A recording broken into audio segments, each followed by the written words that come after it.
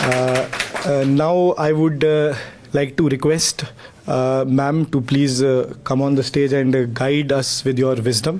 तो आप सभी के अगर कोई questions होंगे तो I'm sure ma'am would be happy to take those questions. अब कोई भी आपके जो career को लेके है, exam को लेके है, जो exam अभी आ रहे हैं, तो over to you ma'am. Thank you.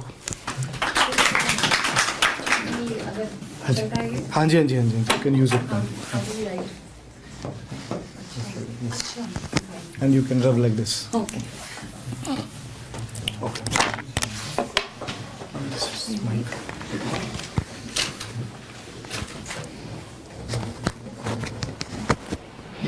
Nervous हो रही हूँ मैं आप लोगों को देख के, इसको बाद में यूज़ करते। पहले तो ज़रा मुझे ये रो बताएं कौन कौन से डिस्ट्रिक्ट से हैं, थोड़ा फटाफट। कांगड़ा,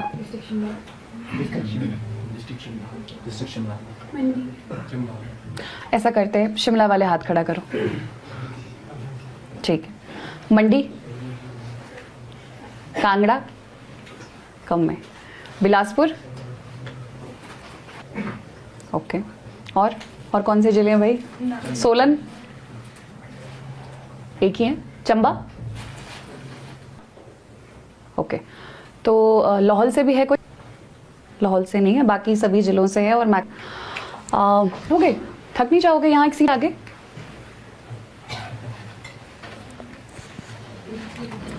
एक सीट खाली है। तो आप मुझे ये बताएं कि इस बार अलाइड का मेंस कौन कौन दे रहा है? Please raise your hand.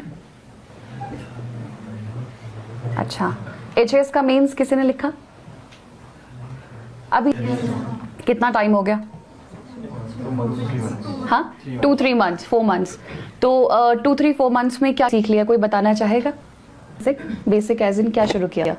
Geography and Himachal history and history। ठीक है। and politics। अच्छा, ठीक है। और आप लोगों ने? इन्वायरमेंट वगैरह 2-3 महीने में इतना सब कवर कर लिया? current affairs के साथ। अच्छा, ठीक है। और कितने घंटे क्लासेस होती हैं यहाँ?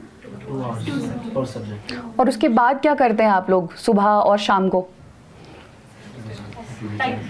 हैं लाइब्रेरी कहाँ जाते हैं? अच्छा, यहीं पे, ठीक है। थोड़ा सा मैं फिर अपनी जर्नी से स्टार्ट करूँगी, क्योंकि मैं चाहती हूँ कि आप लोगों को लगे यहाँ कोई ऑफिसर नहीं है। एज एन एल्डर सिस्टर रख लो, या एक ऐसा इंसान रख लो जिसने कुछ साल पहले तुम्हारी तरह ही स्ट्रगल किया था। और आज भी मैं अपने आप को एज अ स्टूडेंट ही मानती हूँ, क्योंकि अगर तुमने देखा होगा why I am so connected with teaching, क्योंकि मेरे अंदर का वो स्टूडेंट मरता ही नहीं है, और वो मरना भी नहीं चाहिए। ठीक है, we should always be learning and open to learning for entire life. मैं कांगड़ा से हूँ, ठीक है। और मैंने भी इन एग्ज़ाम्स की तैयारी जो है वो पेरेंट्स के कहने पे ही की थी, क्योंकि अगर मैं बोलूँ कि नहीं मैं तो भाई बचपन से ऑफिसर बनना चाहती थी, ये साक्षात झूठ है। जिस दिन मेरा नाम लिस्ट में आया था और मैं बीडीओ सेलेक्ट हुई थी, मैंने पहले भी कहा था मुझे बीडीओ का फुल फॉर्म भी नहीं पता था। 2019 की बात है ये। अभी सबको पता है बीडीओ का फुल फॉर्म? आप लोग ज़्यादा अवेयर हैं मुझसे, पर मुझे सिर्फ इतना पता था लिस्ट में मेरे नाम के आगे कुछ है, और इसको बोलते हैं रेगुलर सरकारी नौकरी, जहाँ से एक बात पक्की कि आपको निकाल नहीं सकते इजीली। यही सच बात है कि नहीं?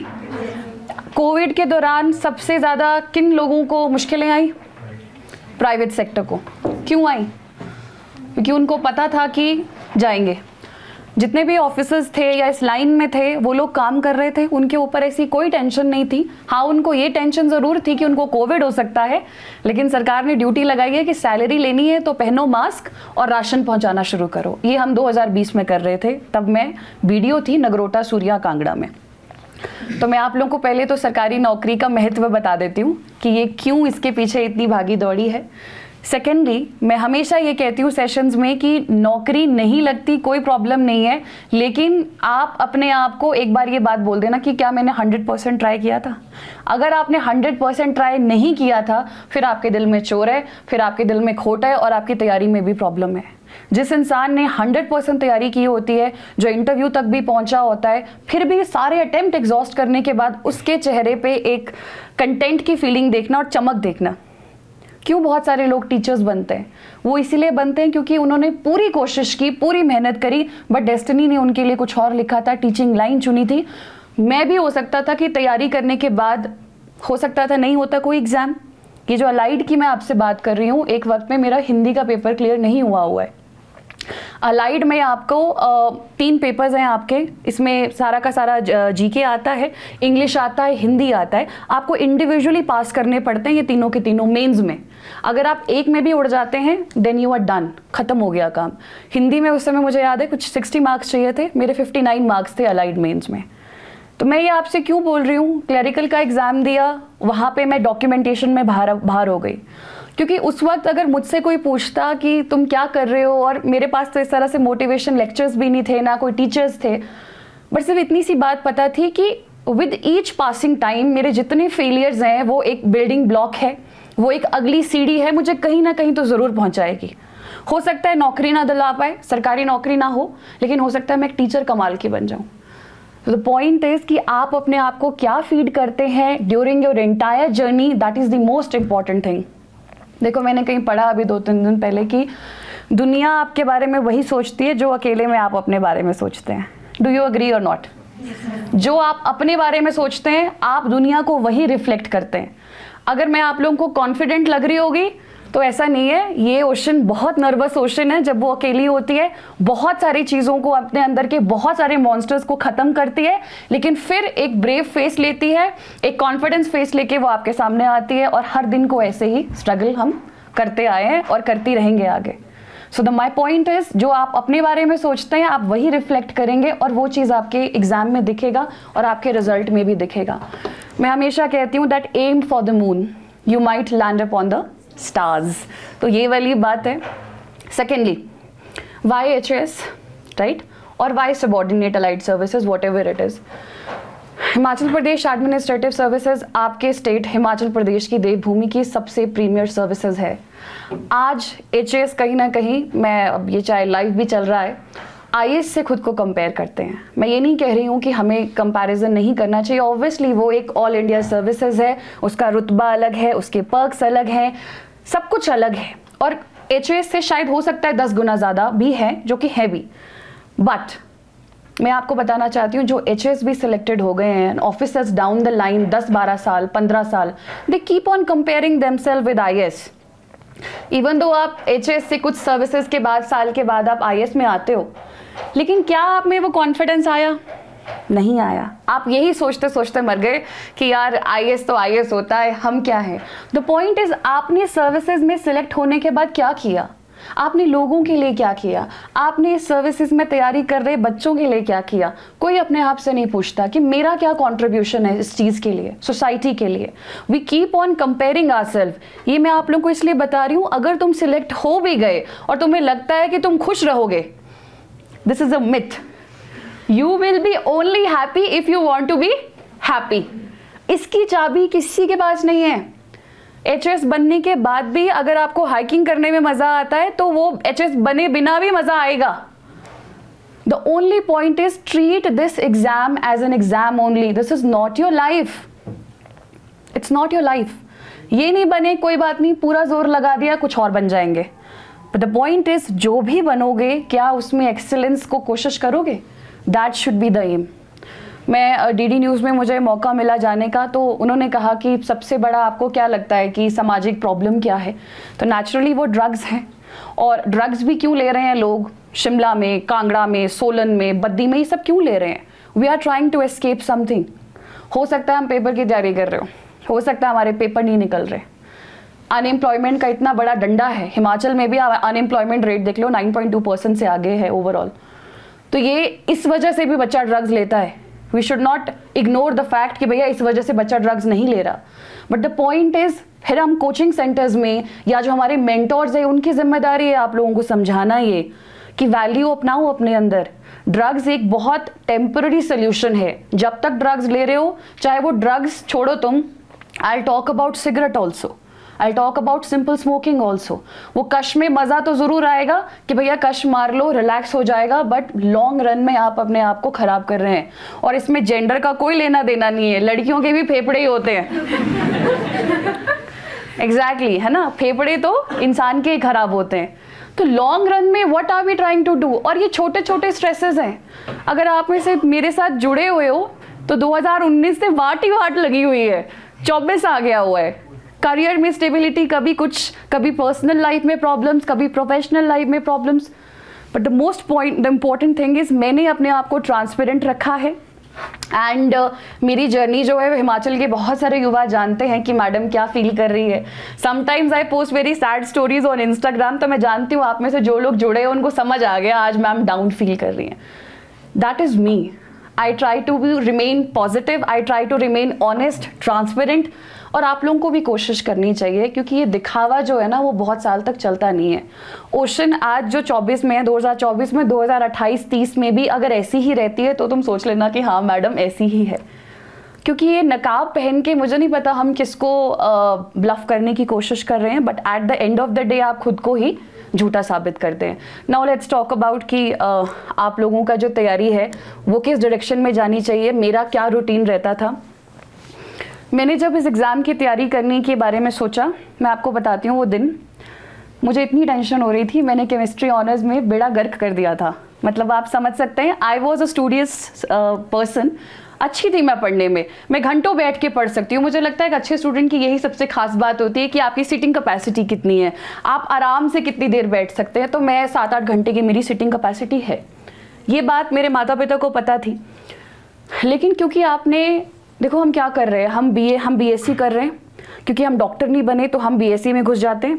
फिर बीएससी में हम कंफ्यूज रहते हैं कि हम क्या कर रहे हैं. दुनिया को दिखाने के लिए एक डिग्री जैसी मिल जाती है. फिर हम उसी स्ट्रेस में मास्टर्स में आ जाते हैं. फिर हमको लगता है कि हमने टाइम को थोड़ा एक्सपैंड कर दिया है, अब दुनिया को दिखाने के लिए हम कुछ और करेंगे, ताकि कांगड़ा में बैठे हुए लोग पूछें माँ बाप से कि लड़की क्या कर रही है, वो बोल सके मास्टर्स कर रही है. और लड़कियों को तो ये चीज़ ज़्यादा पता है. We are buying time, I don't know from home, है ना. We are buying time from society and from family.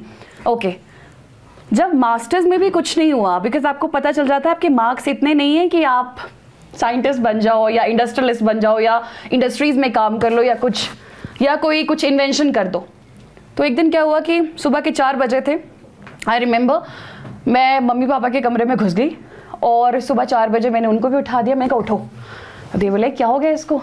मैंने कहा बताओ मैं क्या करूँ. This happens. आप लोगों के साथ भी हुआ होगा. यहाँ जितने भी बच्चे इस कमरे में तैयारी करने के लिए बैठे हैं, उनकी लाइफ में ये इंसिडेंट या तो पेरेंट्स के साथ हुआ है बैठ के, दोस्त यारों के साथ हुआ है बैठ के, या किसी अपने के साथ ज़रूर पूछा है हमने कि यार मैं ये तैयारी करूँ या मैं नहीं करूँ. और बड़े कम केसेस में होगा अकेले में बैठ के सोचा होगा क्या मैं तैयारी करूँ. फेल हो गई तो पहला क्वेश्चन क्या आता है दिमाग में, नहीं हुआ तो फिर क्या करेंगे. बट तुम लोगों ने उस चीज़ को पार किया है, एक सट्टा खेला है, सट्टा ही है, ठीक है, और यहाँ बैठे हो. सो एक बार तो जोरदार तालियां अपने लिए बजा लो. मैंने भी वही सट्टा खेला. और सबसे पहले मुझे अच्छे से याद है किताब मेरी माँ ने मुझे ला के दी थी. इवन दो ये जोगता का प्लेटफॉर्म है, पर वो किताब हेलियोस की थी. और वो किताब मैंने पढ़ना शुरू किया क्योंकि मैं भरमौर से बिलोंग करती हूँ और वहाँ चंबा के राजा के बारे में पढ़ना शुरू किया. तो उसमें काफ़ी आशिकी दिख रही थी कि चंबा के राजा ने ये कर दिया, वो कर दिया. तो उस चीज़ से मेरा बहुत इंटरेस्ट आ गया कि यार राजा भी ऐसे थे और ये हिस्ट्री हिमाचल के एग्ज़ाम में पूछी जाएगी. So why not to study it. I remember Kangra में सप्पड़ बोलते हैं ना पत्थर को, जिसके ऊपर धूप सेकते बैठते. तो वही रैत में एक सप्पड़ था और रैत में उस सप्पड़ पे बैठ के मैंने वो किताब पढ़ना शुरू की. एंड मैंने 3-4 डिस्ट्रिक्ट जो है उनकी सिर्फ हिस्ट्री पढ़ ली क्योंकि वो मुझे बहुत रोमांचक लगी. सो सेकंड मुझे ये पता चला क्योंकि मैं पढ़ सकती हूँ. उसके बाद सेकंड पॉइंट जो क्लिक किया मेरे केस में कि मेरी रुचि भी है इन चीज़ों में. तो आप लोग भी, आई एम अज्यूमिंग आप लोग जो यहाँ बैठे हैं आप लोगों की रुचि किसी ना किसी सब्जेक्ट में ज़रूर होगी. थोड़ी में ज़्यादा हो सकती है, किसी में कम, किसी में ज़्यादा. किसी को हो सकता है ज्योग्राफी अच्छा लगता हो, किसी को पॉलिटी अच्छा लगता हो, किसी को हिस्ट्री अच्छा. हिस्ट्री किसको अच्छा लगता है, रेज योर हैंड्स. देखा 5-6 मोस्ट 5 ही हैं शायद. सो द पॉइंट इज़ कि तैयारी मैंने शुरू करी. और अगेन क्योंकि मैं सिविल सर्विसेज का काफ़ी हद तक पढ़ चुकी थी। एचएस में एक बेनिफिट ये मिलता है जो सिविल सर्विसेज का पढ़ चुका होता है, अगर आपने सिविल सर्विसेज के सब्जेक्ट्स कवर कर लिया ना, आपने कोर सब्जेक्ट्स कवर कर लिया, आपने हिस्ट्री, इसमें सब कुछ बता रही हूँ मैं, modern history, ancient history, medieval history और आपका वर्ल्ड हिस्ट्री, और अगर आपने इंडियन पॉलिटी कवर कर लिए, पॉलिटी, गवर्नेंस, इंटरनेशनल रिलेशन, तीसरा आपका इकोनॉमी, ठीक है, एंड चौथा आपका कौन सा सब्जेक्ट हो गया, ज्योग्राफी। जिसने ये 4 स्तंभ कवर कर लिए हैं अच्छे से, इसीलिए मैं जब भी कोचिंग में भी मैं आप लोगों को, कोचिंग वालों को भी मैं सजेस्ट करूंगी कि जब भी आप शुरुआत भी करें बच्चों को पढ़ाने की तो ये 4 कोर सब्जेक्ट से ही शुरुआत करें, बाकी चुटर पुटर सब्जेक्ट्स अपने आप धीरे धीरे होते रहेंगे। कमांड हमको 4 में बनानी है। जिस दिन आपकी इन 4 में कमांड बन गई, एक बार सिलेबस फिनिश हो गया, तो फिर एचएएस जो है वो कुछ भी नहीं रहता। HAS is nothing, HAS is civil services का 80% एंड 20% योर हिमाचल। तो मेरा वो 80% मैं कर चुकी थी। अब आपको देखना है अगले 1 साल में या एटलीस्ट 1.5 साल में, उससे ज़्यादा नहीं, 1-1.5 साल में अपने आप को ऐसा तैयार कर लो कि आपकी इन 4 सब्जेक्ट्स पे मास्टरी हो, आपके पास इनके नोट्स अवेलेबल हो, और उसके बाद जो है हिमाचल जो है कॉम्पोनेंट कुछ भी नहीं बचता। What is Himachal? हिमाचल के लिए तो बुक्स ही नहीं अवेलेबल। ये बहुत अच्छी बात है, ये बहुत अच्छी बात है कि हिमाचल के लिए मार्केट में आपके या तो जोगटा की किताब अवेलेबल है, जो कि मैंने भी पढ़ी थी अपने टाइम पे, या उस समय निधि सोनी मैडम की किताब आती थी, एक वो थी, हार्डली ये 2-3 किताबें थी, या हेलियोस की किताब होगी। नहीं, किताबें नहीं है ज़्यादा मार्केट में। ये एग्ज़ाम को लिखने वालों को भी पता है कि बच्चे पढ़ेंगे कहाँ से। So this is a golden opportunity. आगे जाते जाते हो सकता है बहुत सारे लोग किताबें लिख लें, और जब किताबें ज़्यादा लिख लेंगे, वो नए टॉपिक्स कवर कर लेंगे तो और मुश्किल हो जाएगा। You have limited books in the market, चाहे वो जोगटा की किताब है, चाहे वो निधि मैडम की किताब है, जो भी आपको मेंस की किताब मिलती है उस पर कर लो अपने हाथ और शुरू कर दो तैयारी। हिमाचल की क्लासेस होती हैं यहाँ पे। सो द पॉइंट इज, आप लोगों को अपने पूरे हफ्ते में कोशिश यही करनी है कि 5 दिन अपने मेन सब्जेक्ट को देने हैं, जिससे नंबर बनने वाले हैं। और मेक इन ब्रेक फैक्टर जो होता है, अब देखो हिमाचल का जो पेपर लिखता है बच्चा, या लाइट का पेपर लिखता है, बाहर के बच्चे भी देते हैं पेपर, बट वो सिलेक्ट नहीं होते ज़्यादा। क्यों? क्योंकि उनको हिमाचल कंपोनेंट में मार पड़ जाती है। सो इसीलिए आप लोगों के लिए तो गोल्डन अपॉर्चुनिटी है कि 80% सिलेबस कंप्लीट करो, और बचा हुआ जो 20% सिलेबस है फिर उसको कंप्लीट करो। So it should be like 5:1 का रेशो होना चाहिए एक हफ्ते का। मैं यही करती थी और यही सजेस्ट करूंगी आप लोगों को। एंड एक और इम्पॉर्टेंट चीज़, नोट मेकिंग। आप लोग अकेडमी में, हम लोग भी अकेडमीज़ में पढ़े हुए हैं, लेकिन जो नोट्स मेरे उस समय के बने हुए थे आज भी मेरे पास हैं वो। तो ये आप लोगों के पास अपने नोट्स बन रहे हैं? How do you guys make notes? कैसे? फॉर एग्जाम्पल बताओ। On class में usually when teachers make us understand, they also dictate sometimes. ठीक है, Sometimes जो हम खुद से लिख रहे हैं, ठीक है। those are the notes. जैसे मान लो, बैठ जाओ। फॉर एग्जाम्पल तुमने आज पॉलिटी पढ़ी, और पॉलिटी में आप लोगों ने टॉपिक पढ़ा, सेंटर स्टेट रिलेशंस पढ़े आपने, कि भैया सेंटर और स्टेट रिलेशन में एक टर्म आती है फेडरलिज्म, और सब पढ़ा है आप लोगों ने कि फेडरलिज्म का मतलब होता है it is an arrangement where there is a distribution of power between the centre government and the state government and the local bodies per se. सो इसको बोलते हैं फेडरलिज्म, ठीक है। उसके बाद आप लोगों को पढ़ाया गया कि सेंटर स्टेट रिलेशन में क्या क्या प्रॉब्लम है, तो उसमें बड़ी सारी चीज़ें आ गई। एक टॉपिक आपने पढ़ा, गवर्नर एक प्रॉब्लम है, पढ़ा है। आप उसके नोट्स कैसे बनाएंगे, मैं बताऊंगी अभी। फॉर एग्जाम्पल आपको क्लास में पढ़ा दिया गया, ठीक है, घर जाके क्या करते हैं आप उनका? अचार डालते हैं। घर जाके क्या करते हैं? कोई पॉइंट नहीं है, एक ही दिन में क्या रिवाइज करेंगे? मैं क्यों रिवाइज करूंगी? आज जब मुझे पता है मेरा पेपर अगले साल है, तो मैं आज पढ़ाए हुए टॉपिक पे शाम को जाके रिवाइज करके टाइम वेस्ट कर रही हूँ ना। मेरा बस एक काम होना चाहिए, वैल्यू एडिशन। अब मैं बताती हूँ, क्लास में बोलते थे कि कल बुद्धिज़्म पढ़ाया जाएगा। I use to be that the most irritating student in the class. मैं सबसे आगे बैठती थी, ये निशानी होती है जो सबसे आगे बैठते हैं, ठीक है। और सबसे ज़्यादा सवाल पूछने वाली भी मैं ही थी, क्लास में सबसे पहले आंसर करने वाली भी मैं ही थी। तो तुम सोच लो मुझे कितने ही लोग पसंद करते होंगे। एवरीबडी हेटेड मी, मुझे तो ऐसा लगता है पूरी क्लास में। और वो क्लास होती थी लगभग 200-250 बच्चे की। सर ने कह दिया बुद्धिज़्म पढ़ाने वाला हूँ, ये मेरी स्ट्रैटेजी थी, इसको करके देखना इफ़ यू थिंक। सबसे पहले मैं खुद आज बुद्धिज़्म पढ़ के जाऊंगी, जो भी मेरे पास ऑनलाइन अवेलेबल है। इसको रोचक बनाने के लिए मैं यूट्यूब पे सर्च करूंगी बुद्धिज़्म के बारे में। Buddhism either you right UPSC, अपने आप ही सारा का सारा उसका ब्यौरा, या बुद्धिज़्म हिस्ट्री इन इंडिया, कुछ भी लिख लो। बुद्धिज़्म के बारे में हो गया, एक ग्राफिक पिक्चर मेरे दिमाग में चलेगी, अच्छा ऐसा हुआ था, सिद्धार्थ ने ऐसा किया था, इस टर्म को महाभिनिष्कर्मण कहते हैं, जो भी है।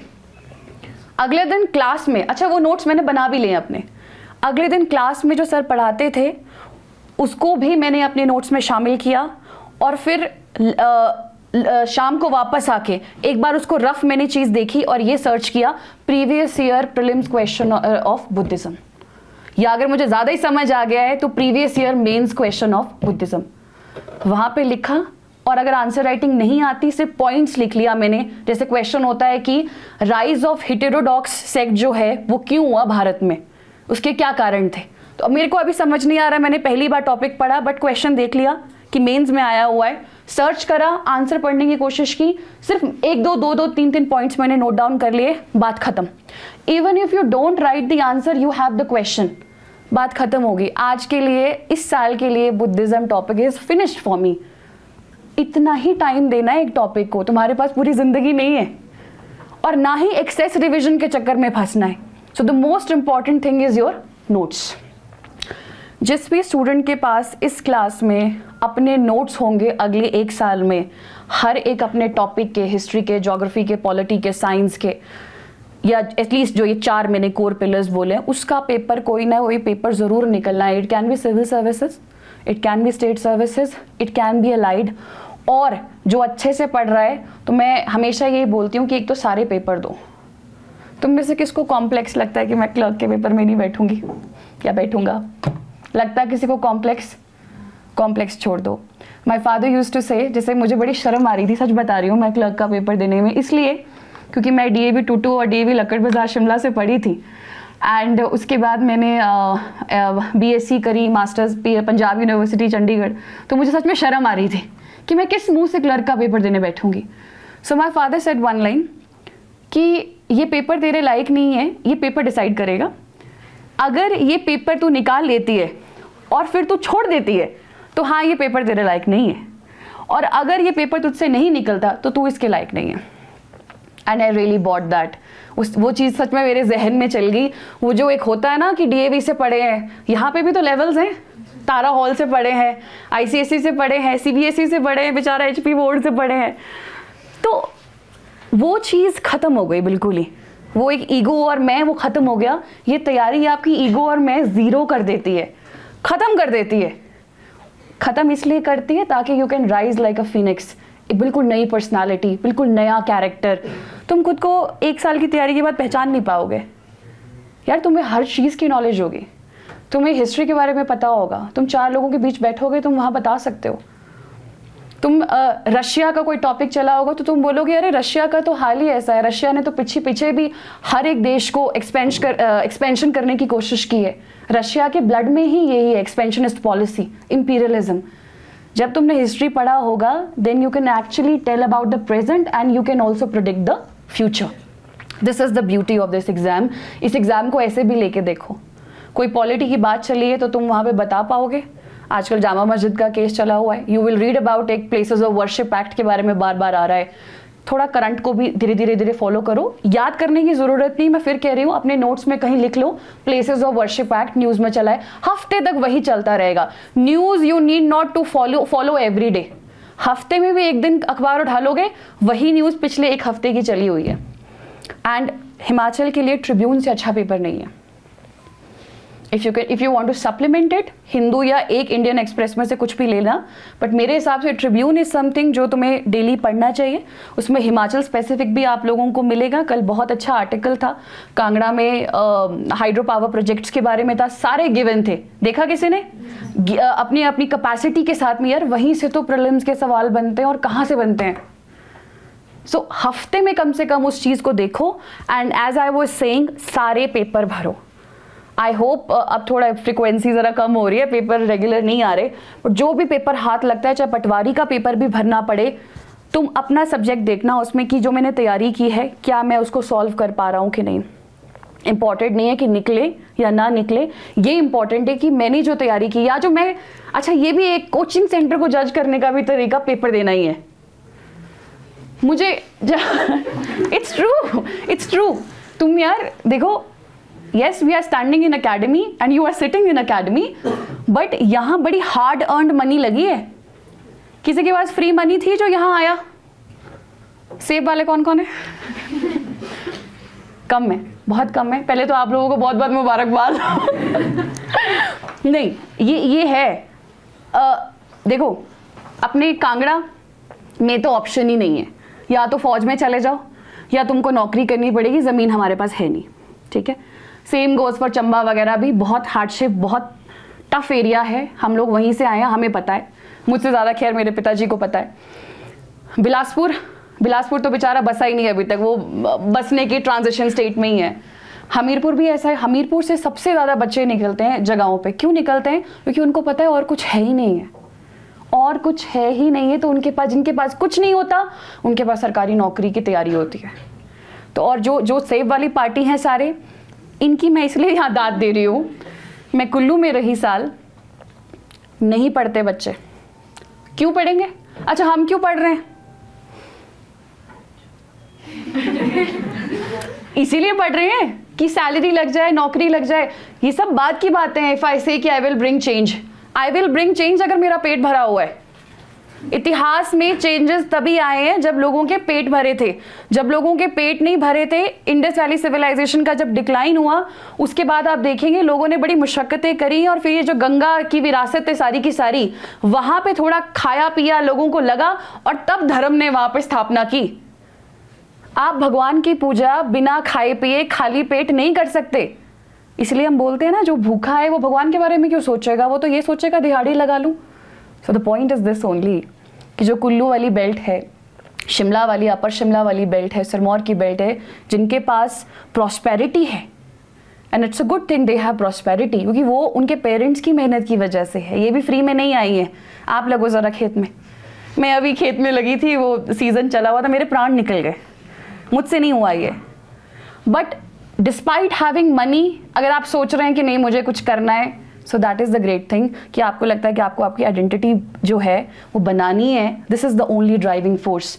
आप लोगों की तो मैं इसको मजबूरी भी समझ सकती हूँ, ठीक है। This is the difference. So मैं थोड़ा सा ना नोट मेकिंग का बताना चाह रही थी। आएगा चलाना? यार मैं तो पेंसिल वाली ही हूँ। ओके, मैं एग्जाम्पल दे रही थी आप लोगों को नोट्स कैसे बनाने हैं, क्योंकि ये शायद आपको कोई बताएगा नहीं। मान लो कि ये मेरा एक पूरा A4 शीट है। मेरा फर्स्ट स्टेप हमेशा ये रहता है कि कॉपी को मैं इस तरह से फोल्ड कर दूं ताकि ये वाला पोर्शन मेरे पास रहे। समझ आ गया होगा सबको? ये मेरी हर एक कॉपी में होगा, जितने भी नोट्स मैं बनाने वाली हूँ हर जगह होगा। क्यों? This is for future, this is for future, this is for your data, this is for your current news, जो भी है। बहुत गंदी हैंड राइटिंग है, ठीक है, पहले अच्छी थी। और जो भी आपके फ्यूचर में यहाँ पे कोई मान लो सुप्रीम कोर्ट की जजमेंट आई है, लिखा भी नहीं जा रहा है ना, सुप्रीम कोर्ट की कोई जजमेंट आई है तो यहाँ पे आप लिखेंगे, या कोई एग्जाम्पल्स फ्यूचर में मिलते हैं आपको या अभी मिलते हैं तो वो चीज़ आप यहाँ पे लिखेंगे। वैसे खाली रहेगा। अच्छा, इसे मिटेगा कैसे? ये है ना, ऑल, नो कैंसिल। ओके, ये सही है। कितने का है ये?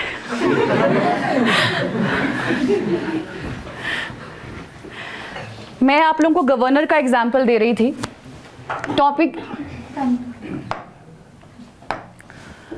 टॉपिक है आपका और मैम अगर आप पूरा पाम यूज करेंगे ना अपना, हाँ, फिर वहीं से मिटना शुरू हो जाएगा। और ऐसे आप पेन को आप घुमा लो, दूसरी साइड से लिखो। ऐसे? ये दूसरी साइड से। अच्छा, आप थोड़ा स्मूथ हो जाएगा। हाँ ठीक, थैंक यू। आप लोगों के जो टॉपिक है ये मैं पढ़ रही हूँ, मान लो सेंटर स्टेट रिलेशन, और मैंने इसमें इश्यूज पढ़ना शुरू किए कि फेडरलिज्म, जैसे मैंने आपको बताया उसमें क्या क्या इश्यूज हैं। मैं बहुत चीज़ें लिखती गई। मान लो मैंने लिखा पहला इशू जो है वो गवर्नर का ऑफिस एक बहुत बड़ा इशू है, अभी करेंगे कैसे डिस्कस। फिर मैंने दूसरा लिखा, बताओ क्या लगता है सेंटर स्टेट में क्या क्या प्रॉब्लम्स लगती हैं आप? हाँ, उसको बोलते हैं, the term is fiscal federalism. ठीक है, ये फाइनेंस की जगह if you'll right this, 1 number.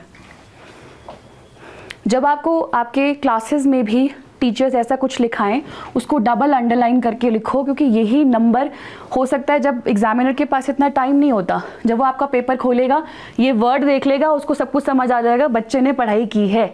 ठीक है, और बताओ और क्या इरिटेंट लगता है आपको? सेंटर स्टेट रिलेशन में क्या क्या प्रॉब्लम लगती हैं? और इसमें फिस्कल फेडरलिज्म में आपका ये आ गया। Now this is how I make notes. For example, मुझे एक प्रॉब्लम लगती है फाइनेंस कमीशन, लगती है? देखा है स्टेट्स को रोते हुए? नहीं देखा होगा, देखा है? सेंटर से पैसा मांगना बहुत मुश्किल है, बहुत सारी चीज़ें हैं। फाइनेंस कमीशन बोलता है अपनी पॉपुलेशन पे काम करो, अपनी इकोलॉजी पे काम करो, बाकी पैरामीटर्स पे काम करो, तब जाके पैसे दूंगा। तो अब खुद सोच लो, states like for example states like Tamil Nadu and Maharashtra, जो कि बहुत अच्छी प्रॉस्पेरस स्टेट है, ये बोलते हैं जो ग्रांट्स भी होनी चाहिए। फॉर एग्जांपल इसमें फाइनेंस कमीशन के बाद एक ग्रांट इन एड सुना होगा, वो कहते हैं हमें जो ग्रांट मिलनी चाहिए वो इंसेंटिव बेस्ड मिलनी चाहिए। इंसेंटिव बेस्ड का मतलब है हम लोग बहुत अच्छा कर रहे हैं, हमारी एजुकेशन अच्छी, हमारी हेल्थ अच्छी, हमारे सारे डेवलपमेंट पैरामीटर्स अच्छे, तो हमें जो मिलना चाहिए वो इंसेंटिव बेस्ड मिलना चाहिए। States like Bihar and Orissa, इस बार उड़ीसा जाने का मौका मिला मुझे, है ना, जगन्नाथ के दर्शन करने का। उड़ीसा और बिहार बोलते हैं कि हम लोग गरीब हैं, जो कि एक्चुअल में Orissa is very very poor, but अब थोड़ी इंप्रूवमेंट है। ये बोलते हैं नहीं, हमें जो है वो डेफिसिट बेस्ड ग्रांट मिलना चाहिए।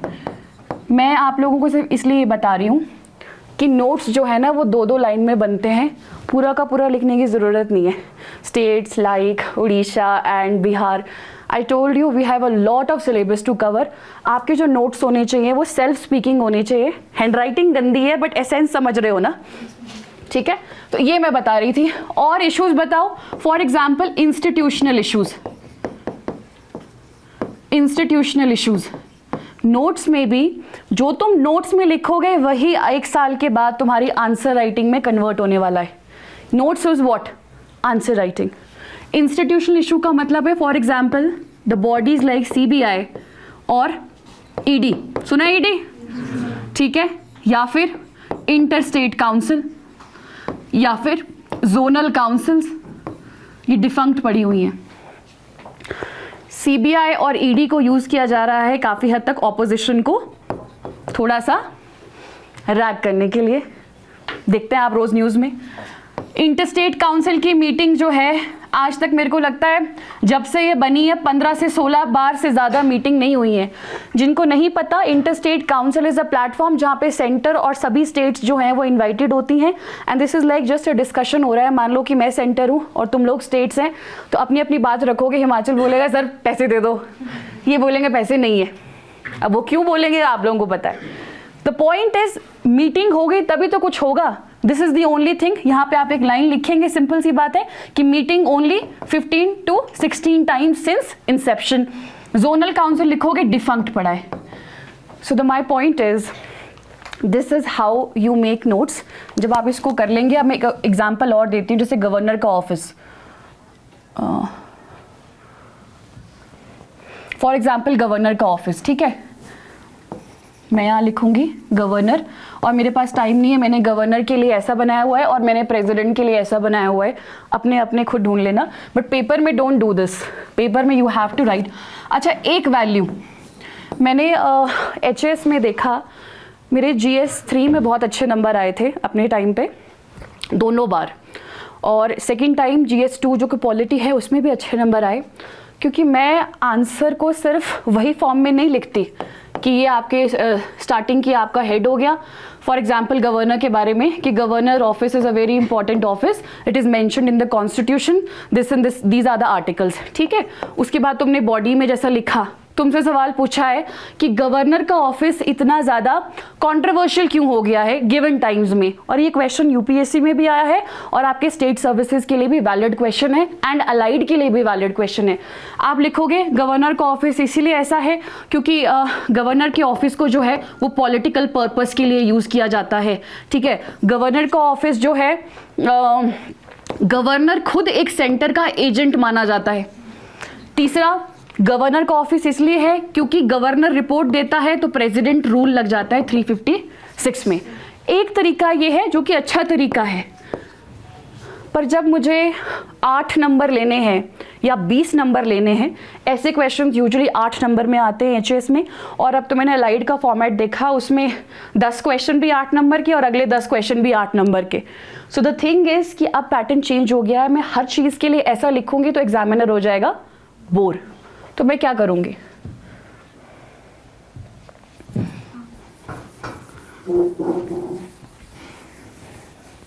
हो रहा है, मिट भी रहा है। मेरी स्ट्रैटेजी ये रहेगी, जैसा मैंने यहाँ पे एक डायग्राम बनाया है, गवर्नर्स है ना, द ऑफिस लिख सकते हैं, then you can write down like this. Use of diagrams, जो हम सोचते हैं कि भैया क्या डायग्राम यूज़ करें, क्या लिखें। अब आप जब इस फॉर्मेट में लिखेंगे और यहाँ आप हेडिंग डालेंगे अपॉइंटमेंट, इसको करेंगे आप इस तरीके से, इसको करेंगे और फिर आप यहाँ लिख सकते हैं कि अपॉइंटमेंट में क्या प्रॉब्लम है। गवर्नर के बारे में कॉन्स्टिट्यूशन में सिर्फ इतना लिखा गया है कि any citizen of India 35 years of age, बस। मतलब अगर मैं 35 साल की हो जाऊंगी आगे में और मैं सिटीजन ऑफ इंडिया हूं तो मुझे भी बना सकते हैं, है ना।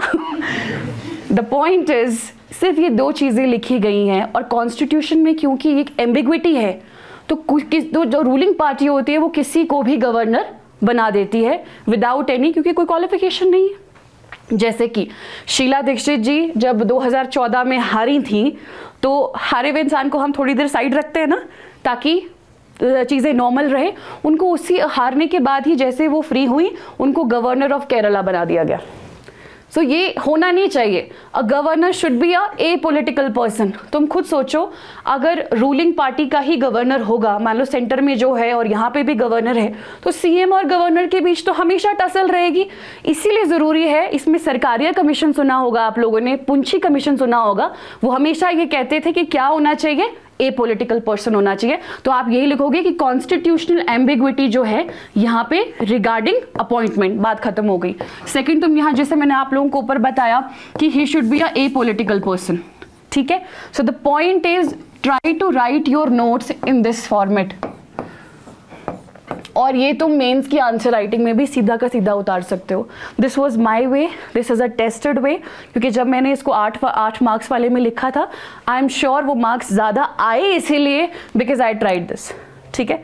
So this is all. मैं थोड़ा नोट्स के बारे में आप लोगों को बताना चाह रही थी कि नोट मेकिंग इस तरीके से होनी चाहिए। I will take questions now, ठीक है, I will take questions now, okay.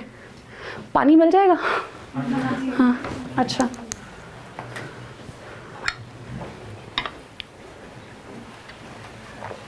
Questions? Exam में इसी पैटर्न में लिखना है। हाँ। पहले स्टार्टिंग में हेडिंग दे दी, बिल्कुल, और लास्ट में आप हेडिंग लिखेंगे। आप लोगों की हेडिंग आंसर कभी भी 3-4 लाइनों से ज़्यादा नहीं होना चाहिए। अगर आप बहुत ज़्यादा हेडिंग लिखेंगे तो वो गलत हो जाता है। 3-4 लाइन से ज़्यादा हेडिंग नहीं चाहिए, और उसके बाद आप बॉडी में आ सकते हैं। बॉडी में आप ये यूज़ कर सकते हैं कुछ आंसर्स में, सब जगह नहीं, और उसके बाद आप फिर एक परफेक्ट कंक्लूजन भी देकर, कंक्लूजन ज़रूर लिखना है।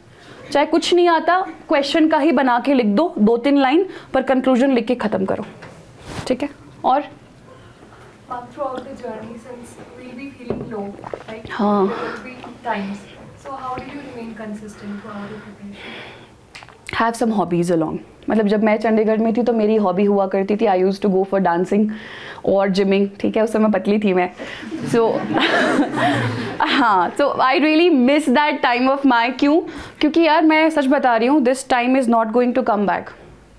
तुम अगर बन भी जाओगे तो भी तुम इस टाइम को मिस करोगे, और नहीं बने तो ज़्यादा करोगे। The point is discipline is something, जो कुछ चीज़ें होनी चाहिए। मेरा रूटीन यही रहता था, एक, सुबह जल्दी उठना शुरू करो। मैं अब नहीं उठती, पर मैं उस वक्त सच में जल्दी उठती थी। आई रिमेंबर एक और चीज़ है, try to cut on expenses. ये मैं जानबूझ के बोल रही हूँ। देखो जब आप ज़्यादा, आपके पास ज़्यादा, व्हेन यू आर लोडेड ना, तो इंस्पिरेशन ख़त्म हो जाती है इस नौकरी की, क्योंकि इसकी सैलरी बहुत नहीं है, ठीक है, मैं नहीं बताऊंगी यहाँ कितनी है, बट नहीं है इतनी। इसीलिए ये कहीं ना कहीं एक ऐसी सर्विसेज है, इसको तुम सोशल सर्विस भी मान सकते हो, इसमें आपका गुजारा ज़रूर होगा, लेकिन एट द सेम टाइम आप लोगों को नेटवर्किंग करने का मौका मिलेगा। आज आप यहाँ बैठे हैं, आप स्टेट सर्विसेज में हैं, और अगर आप किसी से मदद भी मांगते हैं, दिल्ली में बैठे हुए इंसान को आप अपना पोर्टफोलियो बताते हैं तो वो नमस्ते करते हैं। This is what we are basically fighting for and struggling for, and it is just not नमस्ते। तुम्हारी पूरी फैमिली की लाइफ कहीं ना कहीं सॉर्टेड हो जाती है। मेरे ब्रदर भी कहीं जाता है तो वो बता देता है सिस्टर ये है, उसको सहूलियत हो जाती है। तो सरकारी नौकरियां इस सहूलियत at the end of the day, you are making life easy for yourself and more for your family. तो मोटिवेशन का यही है। मैं सुबह जल्दी उठती थी, आई रिमेंबर मैं पीजी से निकल जाती थी, मैंने कमरा छोड़ा। I use to live in a flat, क्योंकि मैं पढ़ाती थी तो पैसे थे, लेकिन मैंने उस चीज़ को छोड़ा। मुझे ऐसा लग रहा था मैं पढ़ नहीं पा रही हूँ, I am not able to give my 100%। मैंने वो 15,000 का फ्लैट छोड़ा और मैं 5,000 के पीजी में आके क्यों रही, this is the only reason. मैं वहाँ से सुबह 6 बजे निकल जाती थी और उसके बाद जाके सीधा लाइब्रेरी, क्योंकि आपकी 17 की लाइब्रेरी जो है आप जानते हैं सुबह 8 बजे खुलती है, और 8 बजे वहाँ इतनी लंबी कतार होती है, देखो कितने सारे बच्चे लगे हुए हैं, कंपटीशन देखो, और अगर आप 8 बजे से लेट होते हैं तो फिर आप ज़मीन पे बैठोगे। सो माय पॉइंट इज़ कि थोड़ा अपना एक चीज़ बनाओ, और जिसको 2 साल से ज़्यादा हो गए हैं तैयारी को, वो पढ़ाना शुरू कर दे। यहाँ आप इसी एकेडमी में भी पढ़ा सकते हैं, ठीक है, पर पढ़ाएगा वही जिसने खुद पढ़ा होगा, एनी सब्जेक्ट। सो एक पढ़ाना ज़रूर शुरू कर दो, क्योंकि 2 साल के बाद जब पेपर नहीं निकल रहा होता ना, यू रियली फील डीमोटिवेटेड, तब लगता है कर क्या रहे हैं।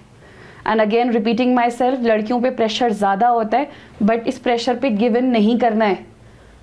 कि देखो कई बार आपको फैमिली के अगेंस्ट खड़ना पड़ता है। वो महाभारत की बात है कि सबसे बड़ा युद्ध वो है जो अपनों के अगेंस्ट लड़ना पड़े।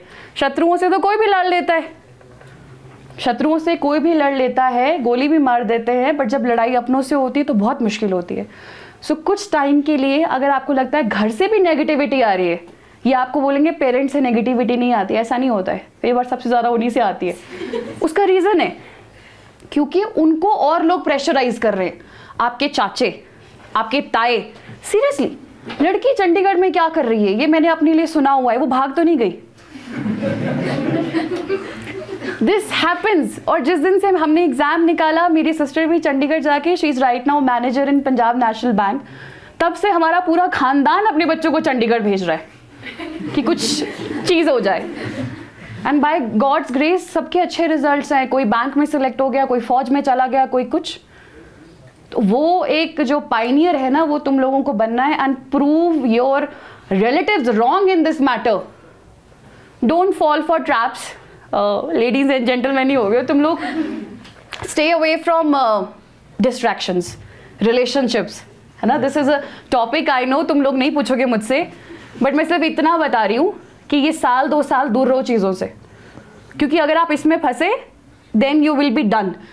जितनी तैयारी तुमने आगे की तरफ की है और तुम रिलेशन में चले गए, कुछ गड़बड़ हो गया जो कि 99% होता है, then you will be back. तुम लोग 4-5 महीने पीछे चल जाओगे। ये टाइम सेल्फिश होने का है, ये टाइम दोबारा नहीं आएगा। अपने पेरेंट्स की मनी के बारे में सोच लेना, और ये सोच लेना कि तुम्हारी भी लाइफ का एक बहुत क्रूशियल पॉइंट है, ये मेक और ब्रेक पॉइंट है, इसको किसी भी हालत में ख़राब नहीं होने देना। अच्छा गया, you will cherish it for the rest of your life. अब मैं जब दादी बनूंगी कभी, तो मेरे पास स्टोरीज हो गई हैं बताने के लिए, तो make yours. Any question was? कोई और? मैंने ज़्यादा बोल दिया ना। तो मैम आपने से कहा था कि जब आप मतलब नहीं बने थे तब भी आपको पब्लिक पे मतलब बोलने का वो था, जैसे आपने स्टार्टिंग में बताया, तो आपने इसको मतलब कैसे वो किए को? ये तो मैं तब से करी हूँ जब मैं डीएवी लक्कड़ बाजार थी। आई रिमेंबर ICSE बोर्ड की लड़कियाँ, तारा हॉल की लड़कियाँ लक्कड़ बाजार में आई डीएवी में। अब डीएवी लक्कड़ बाजार में भी कौन सा कोई प्रोनाउंसिएशन बड़ी हाई फाई है, हम भी CBSE वाले ही हैं, ठीक है। तो उनको देखकर कुछ हो गया मुझे। मैं एनालिसिस पढ़ती थी, वो एनालिसिस बोलती थी। मैं मॉडर्न बोलती थी, वो मॉडर्न बोलती थी। मैं प्रोनाउंसिएशन बोलती थी, वो प्रोनाउंसिएशन बोलती थी। द पॉइंट इज आप लाइफ में बहुत बार गलत होंगे और आपको सीखना है और सुनना है। मैं चुपचाप बैठ के उन लड़की ICSE वाली लड़कियों के बीच में बैठ जाती थी, पटर पटर पटर पटर, मतलब वो सारा दिन बोलती रहती थी। कुछ कविताएं लिख रही हैं क्लास में, मेरी कभी समझ नहीं आया ICSE वाले इतनी पोइम्स क्यों लिखते हैं, सॉरी पोम्स क्यों लिखते हैं मेरे समझ नहीं आया सीरियसली। तुमने कभी CBSE वालों को HP बोर्ड को सुना है? तुम्हें कोई बोल दे ना कोई पोइम सुनाने को, twinkle twinkle. My point is मुझे वहाँ पे कॉम्प्लेक्स आया, और कॉम्प्लेक्स आना बहुत ज़रूरी है क्योंकि यार मुझे इंग्लिश बोलनी थी, और सिर्फ इंग्लिश नहीं बोलनी थी, मुझे कॉन्फिडेंस चाहिए था और ये वोकैबुलरी चाहिए थी, सेंटेंस को जोड़ना जिसको सिंटेक्स कहते हैं वो सब सीखना था। और मुझे इंग्लिश आती थी ऑब्वियसली, तभी मैं +2 में अच्छे मार्क्स ले रही हूँ, 92 मार्क्स ले रही हूँ इंग्लिश में। But when it comes to speaking I was lacking, and ये मेरी गलती नहीं, स्कूल की गलतियाँ होती है ये, ठीक है। CBSE में भी इतना ध्यान नहीं दिया जाता इंग्लिश पे, और HP बोर्ड में तो भूल जाओ। सो द पॉइंट इज़ मैं उन लड़कियों को सुनती थी, एक सेकेंड में बोलने की कोशिश करती थी। आई रिमेंबर +2 तक मेरे पास फ़ोन था और मैंने मॉल से वो फ़ोन अपने यहाँ लगाना, I was not talking to anyone, और वो बोलते बोलते नीचे बस स्टैंड तक, okay fine fine fine. The problem is English बोलने में समस्या नहीं है, दूसरों के सामने इंग्लिश बोलने में समस्या है। उस चीज़ को मैंने ऐसे अपने डर को जो है वो मैंने कंकर किया। एंड थर्ड वॉज, जब भी कहीं कोई पब्लिक पार्टिसिपेशन था, college is the best time. अब तुम्हारे तो कॉलेज ख़त्म है, कॉलेज में कौन कौन है अभी, कोई है? हाँ, तो अब अपने बच्चों के लिए ध्यान रख लो, फिर हो गया तुम्हारा कॉलेज वाला टाइम। जो कॉलेज टाइम है that is the best time to explore your hidden talents. कोई बोलता अच्छा है तो वो उसी समय उसको रिफाइन कर सकता है। कॉलेज में सिर्फ पास हो जाना है ना, बहुत पढ़ने की भी ज़रूरत नहीं है, लेकिन जो तुम्हारे अंदर की हॉबीज़ हैं, जो तुम्हें अच्छा लगता है, तो ये बोलने का जो आप बता रहे हो, I was the least confident girl in my class. मुझे तो बोलना ही नहीं आता था, बट कॉलेज में मैं ABVP के साथ चली गई, उनको लगा कि लड़की शिमला से आई हुई है एंड ऑल दैट। वो वाला प्लेटफॉर्म मुझे ऐसा मिला कि हिंदी इम्प्रूव हो गई, और हिंदी के साथ साथ बोलना इम्प्रूव हो गया। जब अब मैं आप लोगों के सामने बोल रही हूँ ना, तो वो चीज़, एक डर ख़त्म हो गया है। जब आप लोग भी बहुत सारे लोगों के सामने बार बार जाके बोलेंगे ना, तो आपका डर भी ख़त्म हो जाएगा। सो इसका एक ही आंसर है, जितनी बार डर लगता है उतनी बार डर को फेस करो। Any other questions? Ma'am, what should be the beginner's approach for this examination? जिसने कभी हिस्ट्री, पॉलिटी नहीं पढ़ी, सब नहीं पढ़ी है। Classes is the answer. I was the person, मैंने अपनी अकेडमी की क्लास एक भी मिस नहीं की। I am really proud of it. इतनी तो मैंने स्कूल में भी कई बार बंक किया है, और लेकिन मैंने अपनी अकेडमी की क्लासेस कभी बंक नहीं की, क्योंकि अगेन वहाँ पैसा लगा था, और पैसे के साथ साथ उम्मीदें और एस्पिरेशंस लगी थी, सिर्फ मेरी नहीं, मेरे माँ बाप की भी। सिर्फ उस वजह से I would just say never miss your classes. आप खुद देख लेना, जब आप एक दिन क्लास मिस करते हैं, आप सोचते हैं क्या पढ़ाया यार, क्या हुआ। Try to not miss your classes. 1 second, notes making. और जब आपको लगे 2-3 महीने बाद कि कुछ समझ आने लगा है, तो जो स्ट्रैटेजी मैंने आप लोगों को बताई, क्योंकि आप लोगों को भी टॉपिक्स बताई देते होंगे, कल हम ये पढ़ेंगे, try to read it yourself एक बार, फिर एक बार क्लास में आके एंड रात को आके फाइनल टच देके just finish the topic for once and all. ठीक है? और आप बोल रहे थे कुछ? हाँ ma'am, what is the bare minimum जो हमको डेली बेसिस पे करना ही करना चाहिए ताकि कंसिस्टेंसी ब्रीड करें? Like is it answer writing या फिर एमसीक्यू सॉल्व कर लिए, या फिर जब आप शुरुआत में है ना, डोंट आंसर। आप आंसर लिखेंगे क्या, अभी आपको पता ही कुछ नहीं है। Because when you are writing answers, आपको तो ये सारे सब्जेक्ट्स की नॉलेज होनी चाहिए। When you writing in essay also, आपको सारे सब्जेक्ट्स की नॉलेज होनी चाहिए। तो जो बिल्कुल बिगिनर है, अभी 3-4 महीने हो गए हैं, फॉरगेट अबाउट आंसर राइटिंग, क्योंकि आपको नहीं पता। आंसर तो मैं तब लिखूंगी जब मेरे दिमाग में कुछ होगा, पर्सपेक्टिव होगा। फोकस ऑन, पहले 1 साल तो मैं आपको इतना बता दूं, try finishing your subjects, core subjects. और बीच में आपको 6 मंथ्स में लगता है तो आप करंट अफेयर्स भी पढ़ना शुरू कर सकते हैं, या पुराने पेपर देख सकते हैं। मान लो हिस्ट्री और पॉलिटी हो गया, प्रीवियस ईयर क्वेश्चन देखने जाओ ज़रा, इसके HAS के प्रीलिम्स के क्वेश्चन देखो, सॉल्व हो रहे हैं कि नहीं हो रहे हैं। That is the only thing. तो 1 साल में तो भूल जाओ, ठीक है, कि आंसर राइटिंग बहुत करनी है। First try to complete your subjects a and notes होने चाहिए, बस। आंसर राइटिंग बाद की गेम है, but if you'll make notes like this, तुम्हारा आंसर राइटिंग 50% हो चुका है। ठीक है, done. Ma'am, classes are enough या फिर आप बुक्स भी रेफर करते थे? जैसे पॉलिटी की एम लक्ष्मीकांत है, तो उन्हें रेफर करते हैं आप? आई थिंक क्लास वाले लक्ष्मीकांत से ही पढ़ा रहे होंगे या जो भी एडिशनल होगा। उसके अलावा फ़िलहाल तो मैं आपको बोलूँगी कि आप एक लक्ष्मीकांत को ही कंप्लीट कीजिए पहले इस फॉर्मेट में, ठीक है। और जो मैंने साइड में पेज रखा हुआ था वो आगे जाके जब आपको लग रहा है कि अब आपके पास टाइम है तो प्रीवियस ईयर क्वेश्चन देखिए, प्रीलिम्स का और मेंस का। एंड इफ़ यू थिंक कि नोट सफिशिएंट नहीं है तो जो क्वेश्चन है उसको ऑनलाइन टाइप करो, तुम्हारे पास बहुत सारे बच्चों ने मॉडल आंसर्स लिखे हुए हैं, उठा के वहाँ साइड में लिख दो पॉइंट्स, तो you will get to know कि ये सफिशिएंट है कि नहीं है। आई एम टेलिंग यू वैसे it is not sufficient, but I am talking about 1 साल का जो बिगिनर बच्चा है उसको हम बहुत ज़्यादा ओवरलोड नहीं कर सकते कि तू लक्ष्मीकांत भी पढ़ ले, तू श्री राम के भी नोट्स मंगवा ले, चोकलिंगम के मंगवा ले। This is like going crazy, don't do that, stick to Laxmikanth. मैंने इस साल में लक्ष्मीकांत ही कंप्लीट करनी है, मैंने बिपिन चंद्र ही कंप्लीट करनी है, मैंने जो भी आप पढ़ते हैं इकोनॉमी के लिए मैंने वही कंप्लीट करनी है। एक बार बात ख़त्म, बस। सेकेंड टाइम जब आपको लगता है कि अब मैं दोबारा आ रहा हूँ then you can value addition, ठीक है। हाँ चाहिए ही नहीं ना, चाहिए ही नहीं, जितनी बुक्स हैं उसी को पढ़ो। My point is this, if you have only 2-3 books in the market तो इसका मतलब है सारे बच्चे वही पढ़ रहे हैं, नेचुरल सी बात है। और इतने कम बच्चे हैं जो मेंस में बैठते हैं, चाहे वो अलाइड है चाहे वो एचएस है। यूपी बिहार में देखना जहाँ करोड़ों में पॉपुलेशन है, वहाँ होता है लाख में जो ये तैयारी करते हैं, या यूपी पीएससी जो होता है लाखों बच्चा बैठता है वहाँ पेपर देने, तो आपके तो बैठते हैं यहाँ 400 बच्चे हैं हार्डली। सो मेक और ब्रेक पॉइंट है ना वो 80% है, क्योंकि शायद हिमाचल हिस्ट्री तो सभी ने वहीं से पढ़ा है, बट वो जो 80% मैं आपको बता रही हूँ हिस्ट्री, ज्योग्राफी, पॉलिटी, उसमें you have the thing to do. And Himachal में भी मेंस में यही चीज़ होगी कि आपने आंसर अटेम्प्ट कैसे किया है। For example her bar question आता है एचएस मेंस में 20 मार्क्स में टूरिज्म पे, जब मैंने पेपर दिया था तब भी आया था, लास्ट ईयर भी आया था। तो ये टूरिज्म का 20 मार्क्स का 100% मुझे पता है, तो इकोनॉमिक सर्वे मुझे एज देगा। अगर मैं वहाँ डेटा डाल रही हूँ, नई स्कीम डाल रही हूँ, ईयर डाल रही हूँ स्कीम का, वो मुझे नंबर देगा। एंड सेकेंडली इस तरह के कुछ डायग्राम्स पे, सर एक डायग्राम्स पे भी इनकी क्लास होनी चाहिए, है ना। कभी जो मेंस की जो आंसर राइटिंग कर रहे हो, कभी इनको डायग्राम्स पे भी क्लास दी जाए कि इस तरीके से भी आप आंसर लिख सकते हैं।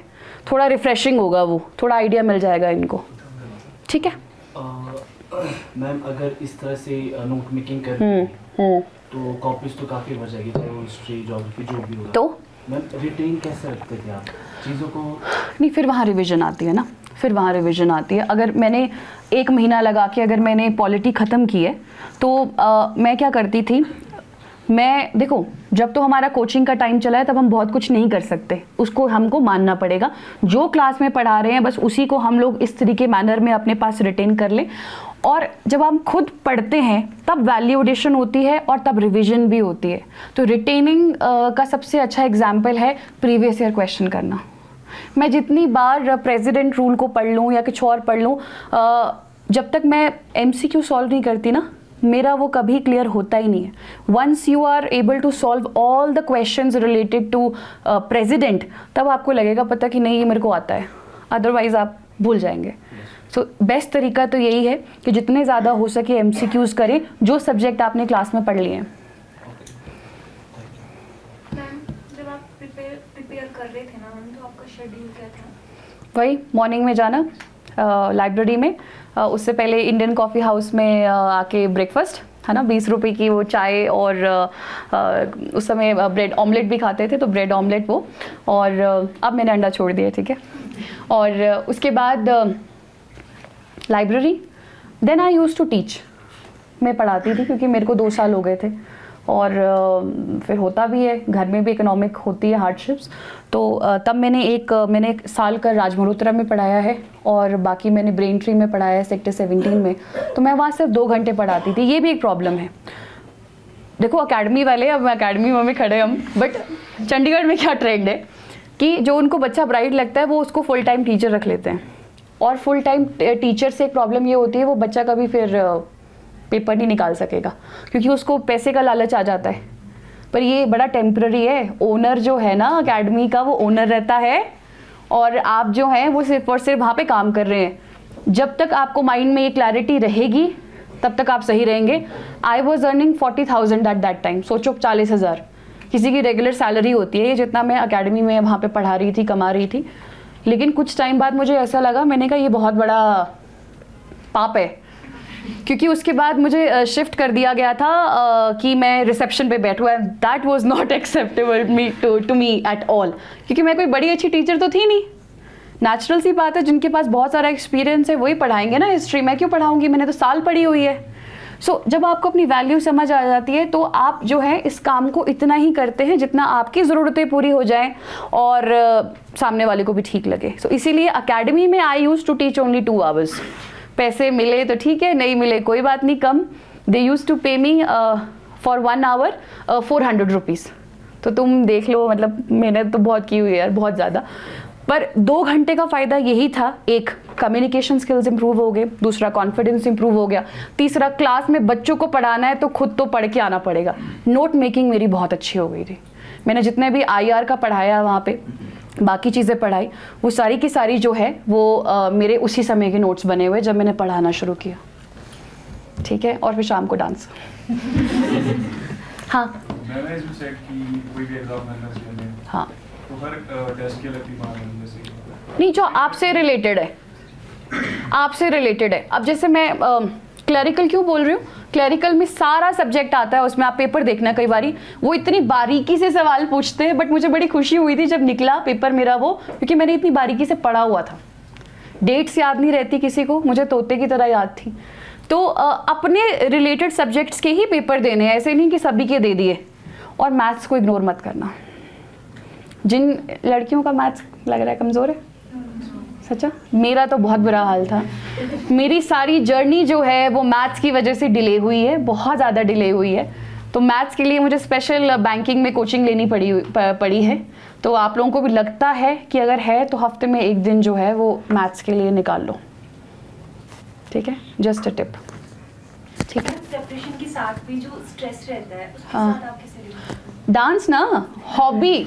देखो आपको स्ट्रेस हो रहा है, पहली बात स्ट्रेस क्यों होता है? स्ट्रेस उनको होता है जो कुछ कर नहीं रहे होते हैं। जो कर रहे हैं ना उनको स्ट्रेस नहीं होता, उनको थकावट होती है। This is the difference.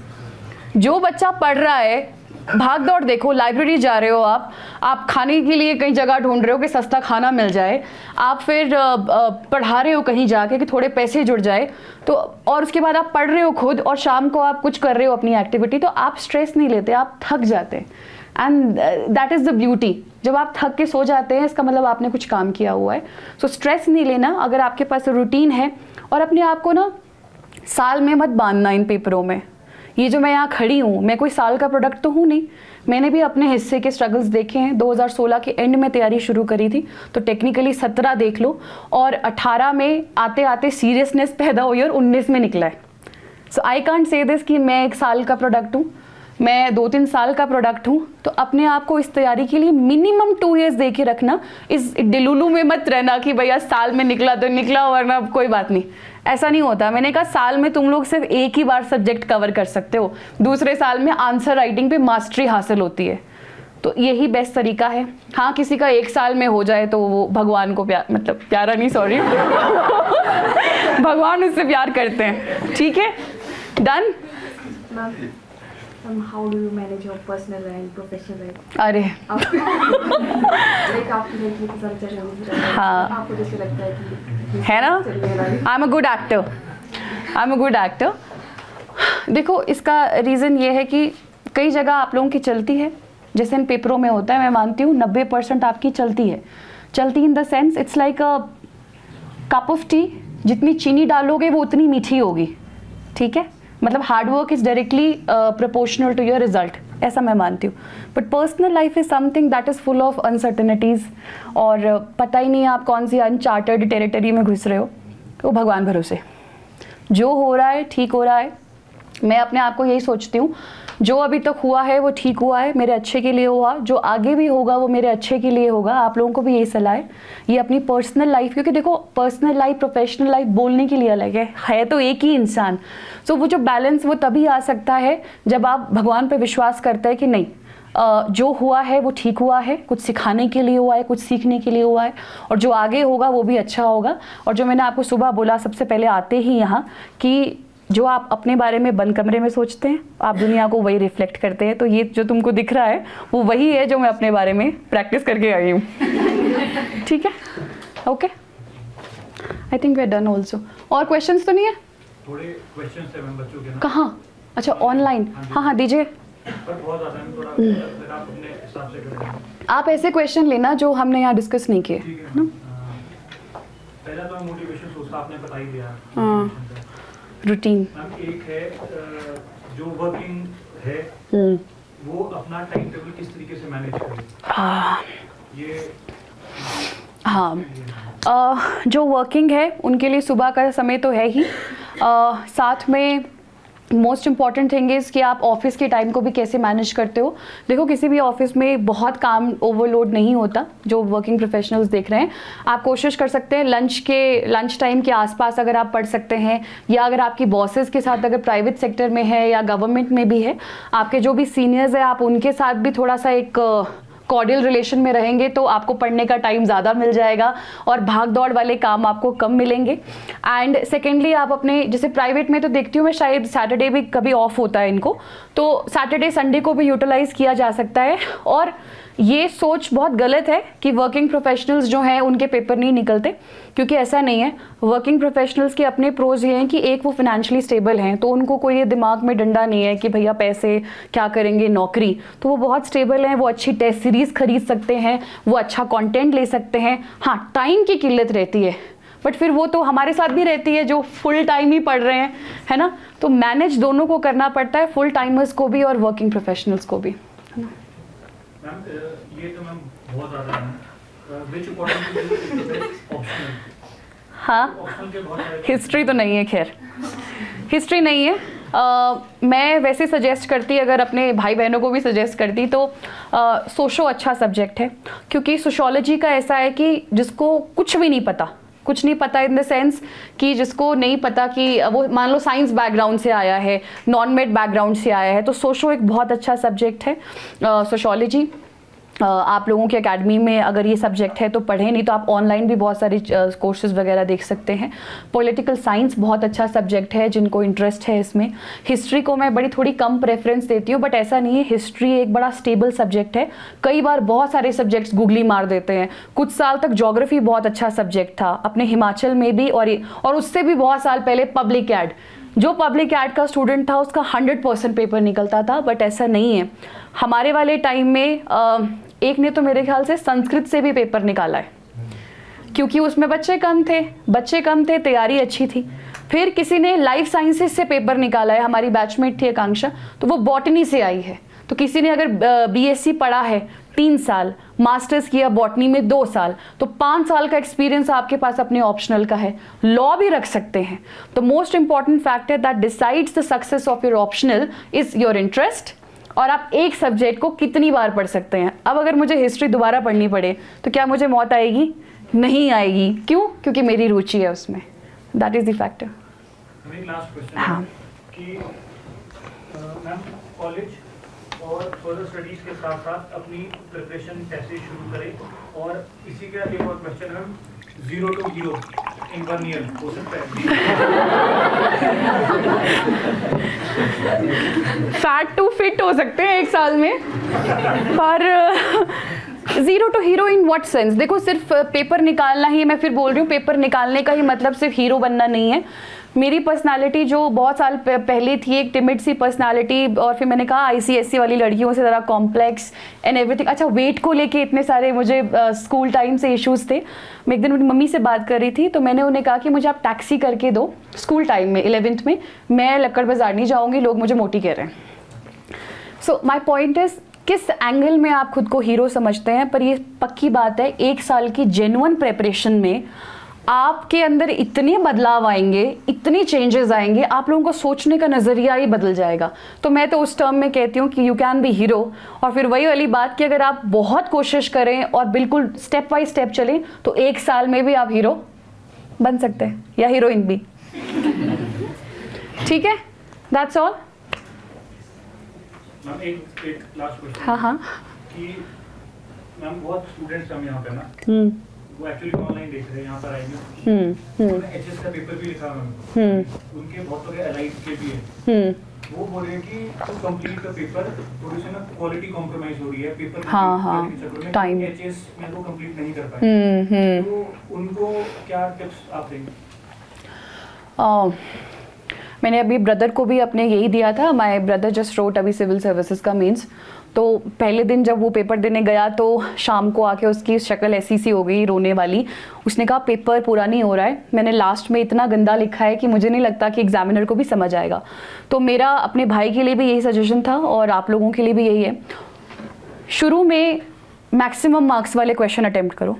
For example HS में 20 मार्क्स के होते हैं या अभी अलाइड में 8 मार्क्स के होंगे। उसका रीज़न ये दे रही हूँ, आपकी हैंड राइटिंग अच्छी होती है, आपका हाथ थका नहीं होता है, तो शुरू में जो आप लिखेंगे उसमें से आप बेस्ट मार्क्स अचीव कर पाएंगे। 4 नंबर में आप कितने ही नंबर ले लोगे, वो आप लास्ट में भी लिखोगे। अगर क्वेश्चन है what is judicial review 4 number का, तो लास्ट में वही लिखोगे जो तुम्हें आता है। You can not add much. और थोड़ा गंदी हैंड राइटिंग में भी लिखोगे तो 4 में से हो सकता है 2 दे दे, उससे ज़्यादा वो देने भी नहीं वाले। लेकिन 8 मार्क्स में या 20 मार्क्स में मेरे पास बहुत सारे ऑप्शन है। मान लो टूरिज्म पे क्वेश्चन है, मुझे सारा आता है टूरिज्म का, मैंने सबसे बेस्ट क्वालिटी में लिख दिया, हेडिंग डाल दी, बॉडी डाल दी, डायग्राम्स बता दिए, एग्जाम्पल्स बता दिए, स्कीम्स बता दिया, सर्वे बता दिया और ख़त्म कर दिया। तो वो जो 20 मार्क्स में से मेरे 13 मार्क्स तक तो आने ही आने हैं। और बहुत अच्छा लिखा है तो 15 भी कहीं नहीं गए। So the best answer is कि ट्राई टू कवर पहले जो ज़्यादा मार्क्स वाले हैं, फिर 8 में जाओ और 4 या छोटे वालों को लास्ट में करो, पेपर कंप्लीट होगा। हुआ उसका कंप्लीट क्योंकि अगले दिन। ठीक है बहुत बोला मैंने, है ना। तो बट इसका रीज़न ये है कि मैंने कहा I am still a student. आप लोगों को देख के अपनी याद आ गई मुझे, और ये सारी बातें दिल से थी जो मैं सोचती थी कोई मुझे बता देता उस वक्त, बट धक्के खा के सीखना था तो यही लिखा था। But all the best to you, और निराश नहीं होना। And as I told you, distraction से दूर रहो, बहुत बहुत दूर रहो। लड़के तुम लोग भी, ठीक है सिर्फ लड़कियाँ ही नहीं। 1 साल 2 साल मैं हमेशा बोलती हूँ कि विश्वामित्र को, जब विश्वामित्र तपस्या करने बैठे, मेनका तभी क्यों आई? सोचो, वो पहले क्यों नहीं आई, वो बाद में क्यों नहीं आई? क्योंकि वो तपस्या कर रहे थे, वो इसीलिए तब आई। सो इसीलिए जब आप अपनी लाइफ में सबसे ज़्यादा फोकस होने की कोशिश करते हैं, सबसे ज़्यादा डिस्ट्रैक्शंस तभी आती हैं। तो विश्वामित्र के सामने मेनका तभी आई जब वो तप कर रहे थे। अगर नहीं करते तब तो मेनका भी नहीं आती। आई थिंक फिर दे गॉट मैरिड, है ना। चलो ठीक है। It was lovely talking to you, और मज़ा आ गया, खून बढ़ गया मेरा भी, है ना। So thank you so much, all the best. और इफ़ यू राइट आंसर्स, कभी ऐसा लगे यू कैन कॉन्टैक्ट अपने बता सकते हो। मैं मेरा ऑफिस कुसुमटी में है, you guys can come over. कभी कोई आंसर चेक करवाना हो या क्या, टाइम आप सर से ले सकते हैं, ठीक है। I am always available for you, ठीक है। Thank you.